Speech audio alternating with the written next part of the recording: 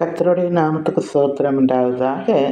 இந்த பொம்மைகளை பார்க்கும்போது நமக்கு சின்ன பிள்ளையிலே ஒரு குரங்கு பொம்மை இருக்கும். அதாவது தீயதை பார்க்காத, தீயதை பேசாத, தீயதை கேட்காத என்று.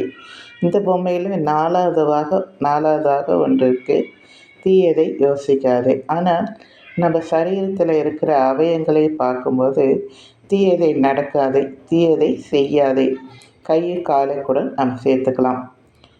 நல்லதை பேசணும், நல்லதை செய்யணும், நல்லத வழியிலே நடக்கணும், நல்லவைகளை யோசிக்கணும், நல்லவைகளை கேட்கணும், நல்லதை பேசணும். அப்போது நம்ம சரீரம் முழுவதும் நமக்கிட்ட தாங்க இருக்கு. நம்ம சரீரத்தை நாம் அடக்கி வாழ வேண்டும். நம்முடைய அனுமதி இல்லாமல் எதுவும் செய்யாது. நாம் அதை விரும்பினா, எந்த இதை விரும்புகிறோமோ அதை நாம் செய்ய முடியும்.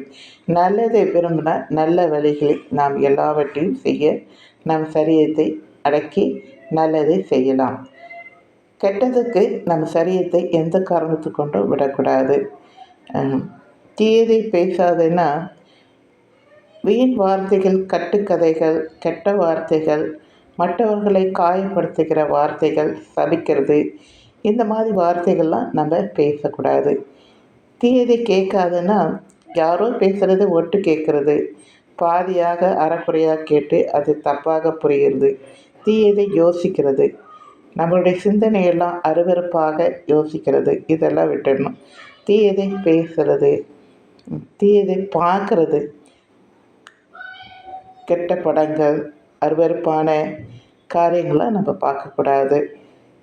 புரியுதுங்களா? கர்த்தருக்கு உகந்த சரீரமாக உங்களை மாற்றிக்கொள்ளுங்கள். நன்றி.